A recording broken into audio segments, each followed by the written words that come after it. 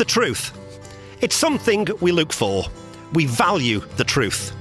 But can we always believe everything that we see and hear? We're going to be dealing with 3 elements of truth in this video. In this edition of Things Our Brain Can't Handle, I'm going to share with you 10 optical illusions, which include examples of illusory motion. That's the very unusual experience of looking at a still image and convincing yourself that it's moving. These images of illusory motion work for most people because our brains can't handle the effects of interacting colour contrasts, object shapes and position. But apparently they don't work on everyone. I'd love you to tell me in the comments if they did or did not work for you. Also in this episode we're going to look at distortions of truth. How many times have you seen someone on TV or social media telling an untruth? Something that you know objectively to be untrue, yet they seemingly believe it. For example, some people believe in a flat earth, despite conclusive and undoubted evidence to the contrary. Are social media algorithms to blame, constantly serving up the same type of content to these people? The thing is, they might have fallen for the illusory truth effect.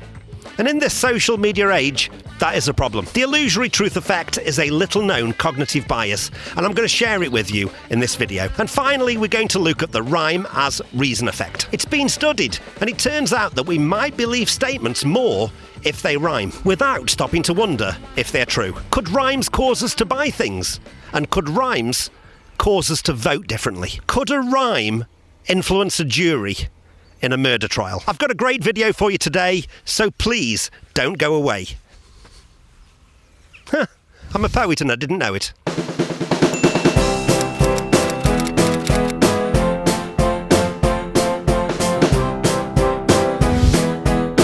Let's start off with a very truthful statement. These 2 red lines are the same length. And here's another truthful statement. I'm not going to alter in any way the length of those red lines. Just to prove they are in fact the same length, let's introduce 2 black lines to confirm it.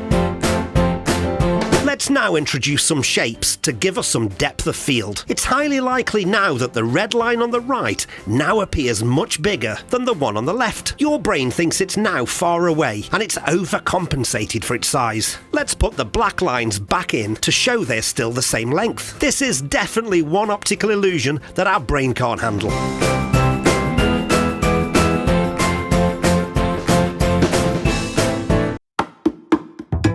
This is the Asahi illusion, and I'll first of all start with a white background. Throughout this illusion, the luminance of this white background will not change in any way. Let's introduce a black shape.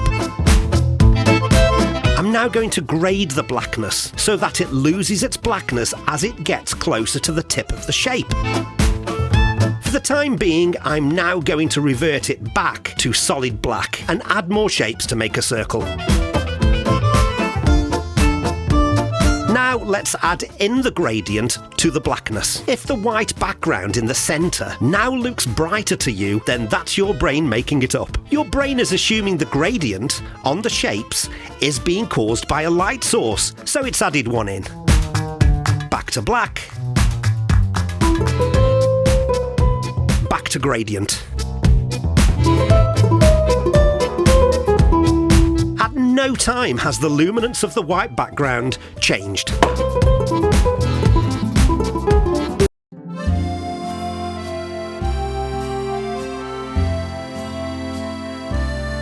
Which box is the highest from the floor?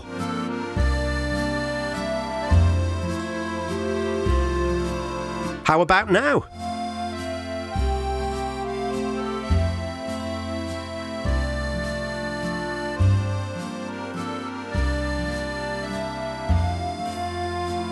The sinking house of Montmartre in Paris has become something of a tourist attraction in recent years, and it's only a matter of time before it shows up on your social media feeds. Photos taken from this grassy bank shows the building to be in a perilous situation. If you walk over the grassy bank though, we find that everything is right in the world.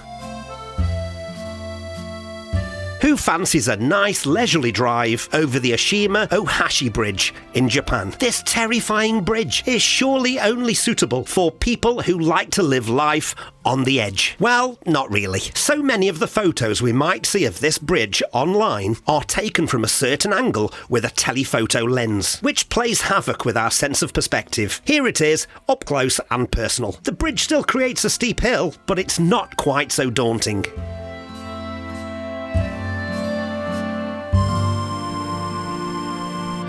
The next 4 images I'm going to show you are amongst the finest examples of illusory motion. That's where still images appear to move. The effect occurs due to the way our brains process contrasting colours, shapes and patterns. High contrast edges, repeating geometric designs and carefully placed shading trick our visual system into perceiving motion. Our brains constantly predict movements based on past experiences, and when presented with specific visual cues, they interpret static images as shifting or swirling. The illusion is further enhanced by tiny eye movements, which slightly amplify the perception of motion. Did they work on you? Let me know in the comments.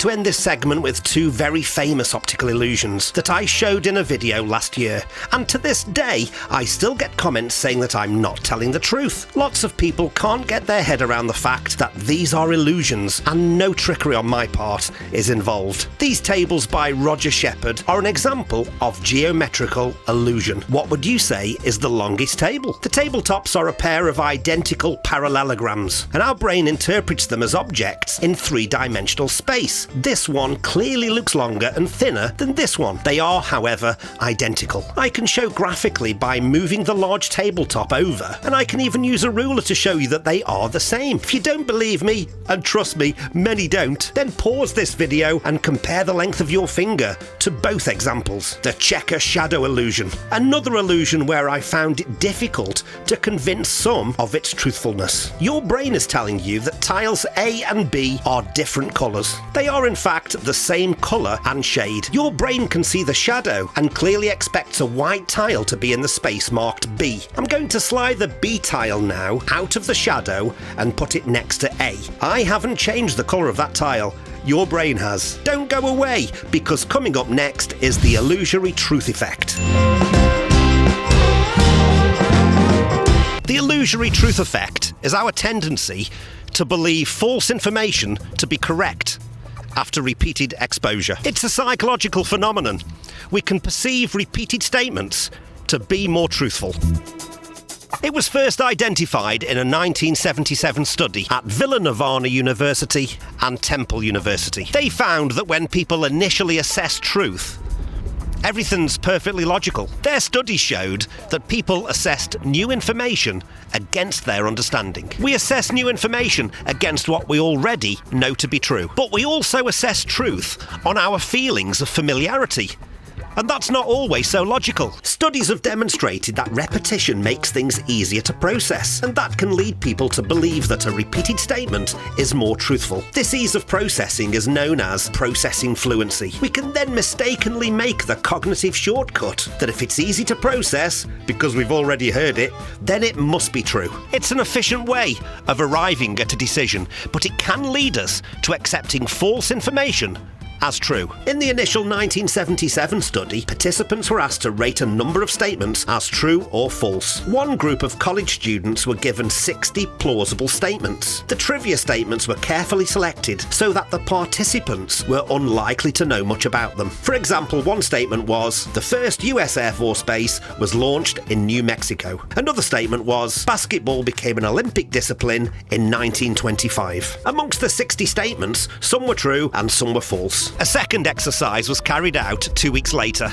and a third exercise was carried out 2 weeks after that. 20 statements appeared on all 3 lists. The other 40 statements on each list were unique to that list. Over the 4 weeks, the participants assessed the truthfulness of 180 statements, 120 of which were only seen once, whereas 20 were seen 3 times. The participants' confidence in the 120 non-repeated statements remained steady throughout the study, and this was used as a baseline. The participants' confidence in the 20 repeated statements increased from the first to the second session, and the second session to the third session, leading the researchers to conclude that repeating the statements made it more likely that they would appear factual. In 1989, the 1977 study was repeated, and it showed similar results. In a 2015 study, researchers went even deeper. They wanted to see what happened if the people participating already knew something to be true at the start. Their subjects in the study already knew that a sari was a traditional Indian garment. During that study, the subjects were made to repeatedly hear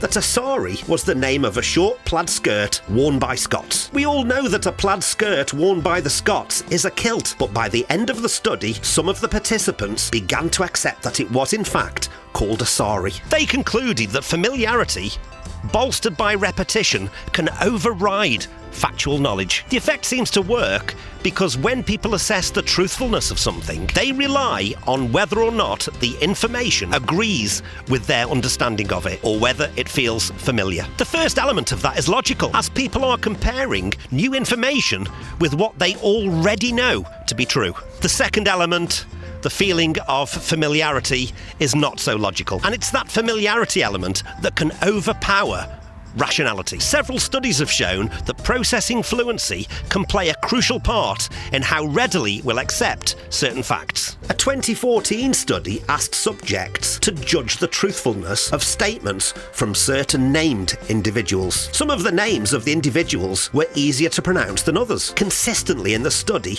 the researchers found that statements made by people with easier to pronounce names were viewed as more truthful. In 1997, the illusory truth effect was even linked to hindsight bias, suggesting that repeated information can even affect our recollection of prior knowledge, leading us to think that we knew it all along. Social media algorithms are designed to serve as more material that we're likely to engage with, and that quite often means that we're repeatedly getting the same message. It's hardly surprising then that some of us, probably most of us, occasionally fall for the illusory truth effect. By the way, social media algorithms that serve up my videos to you, they're fine. And if it's not repetition that gets us, then there's something else for us to look out for, and that's the rhyme as reason effect. And that's coming up.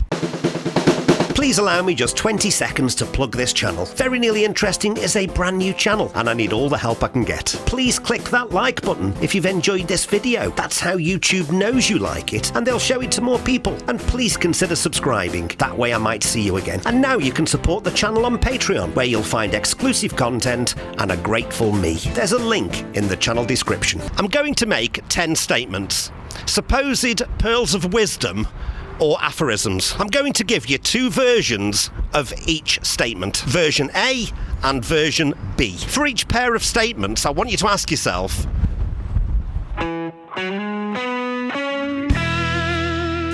which one do you believe is the most truthful, the most believable, A or B?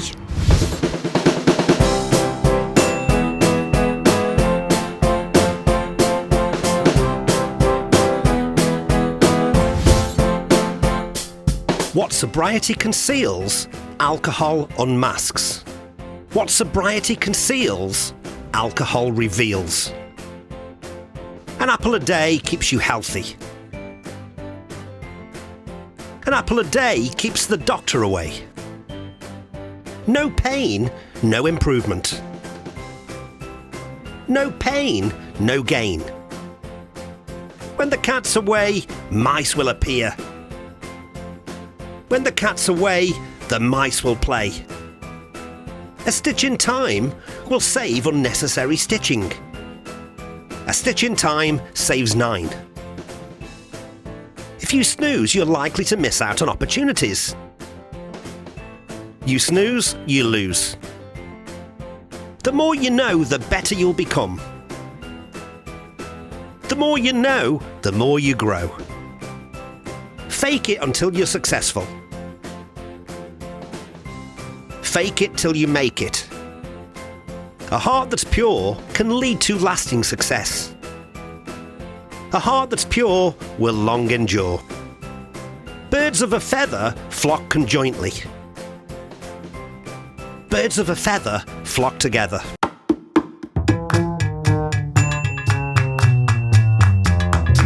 Did you answer more B's than A's?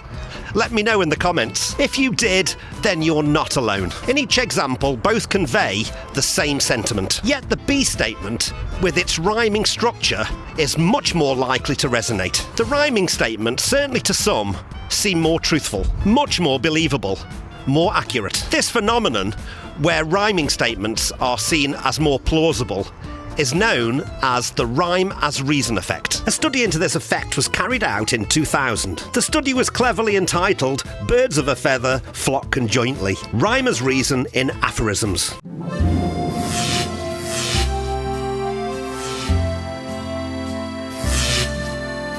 They delved deep into this cognitive bias, hoping to shed light on how poetic form can influence our judgment of truth. The researchers explored the impact of rhyme on the perceived accuracy of aphorisms, concise statements that purport to convey general truths about human behaviour. Participants were presented with a series of unfamiliar aphorisms in either their original rhyming form or a modified non-rhyming version, similar to what I've just done with you. For example, the rhyming aphorism, "What sobriety conceals, alcohol reveals," was altered to "What sobriety conceals, alcohol unmasks." Despite both versions conveying identical messages, to reveal does mean to unmask. The study found that participants consistently rated the rhyming aphorisms as more accurate, more truthful than their non-rhyming counterparts. The effect even persisted when participants were specifically told to focus on the content alone, suggesting that the influence of rhyme operates on a subconscious level. The underlying mechanism of the rhyme as reason effect appears to be closely tied to the concept of processing fluency, the ease with which information is processed by the brain. Rhyming phrases are processed more smoothly due to their predictable and harmonious sound patterns, leading to a sensation of cognitive ease. This fluency is often misattributed to the truthfulness of the statement, a cognitive shortcut that suggests if it feels easy to process, it must be true.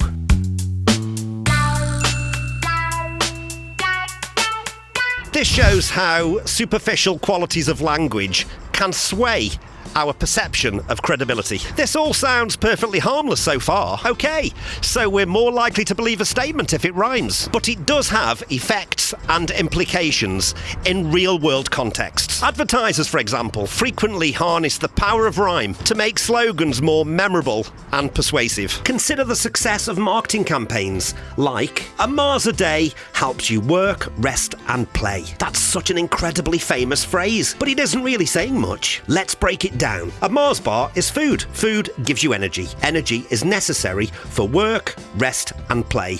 Big deal. Is Mars any better at doing that than any other food? Well, it doesn't claim to, and it doesn't need to. It's the slogan we remember. It's a process fluency dream. The rhyme not only aids recall, but also subtly enhances the credibility of the message. The theory goes that it feels easy to process, so it must be accurate. Political campaigns often employ rhyming slogans to encapsulate complex policies in a digestible and convincing manner. During the 1964 US presidential race between Lyndon Johnson and Barry Goldwater, things got a little heated. Goldwater ran on the phrase, "In your heart, you know he's right." He'd stormed through the Republican nomination process and even received the backing of the then actor Ronald Reagan. Things were looking up for him until the Johnson campaign came up with their own slogan, "In your guts, you know he's nuts." The use of rhyme aimed to sway public opinion by making the messages more palatable and seemingly more truthful. Johnson, of course, won the presidency that year. He won it in a landslide. It was the 5th biggest landslide for the American presidency in the 20th century. In the 1995 trial of O.J. Simpson,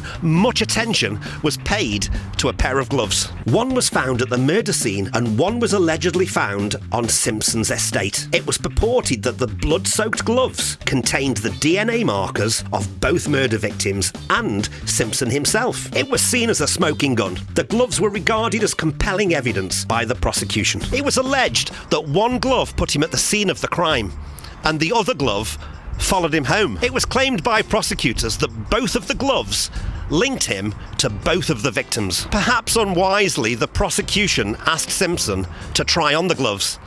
It didn't go well. They were too small for him. Once on his hands, they were extremely tight-fitting. They didn't fit properly. But that really proved nothing. Both gloves had been wet, and they'd been left outside, freezing and thawing. They'd been the subject of forensic testing. Both had been blood-soaked. Prosecutors claimed that what the gloves had been through was enough to account for 15% shrinkage. It was hardly surprising that OJ struggled to get them on, but up stepped his defence, the brilliant Johnny Cochran. He uttered the most memorable and famous line of the entire trial. He uttered the line that many believe swung the trial in Simpson's favour. He told the jury, "If it doesn't fit, you must acquit." This rhyming phrase encapsulated the defence's argument succinctly and persuasively, potentially influencing the jury's decision.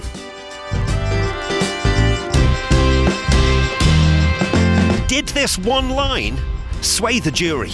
Some have suggested so, because it makes it easier for our brain to process. The rhymer's reason effect does appear to influence our decision-making, but there is some hope for us. In the 2000 study, the researchers cautioned some volunteers before their tests were carried out. They warned them to distinguish between poetic qualities and actual content. The test subjects who had received this warning returned more normal results that didn't show any bias towards rhymes. So when recognising this bias, when evaluating information, hopefully we can improve our decision-making skills and not fall for the allure of rhyme. But if you continue to fall for the rhymer's reason effect, please do remember this old adage: it's not a crime to be conned by rhyme. If you like this mic, give the video a like. And if you want to be part of our tribe, be sure to subscribe. And please have a look at some of the other content on the channel. There's lots of interesting things on there. Well, very nearly interesting. Hang on, that didn't rhyme.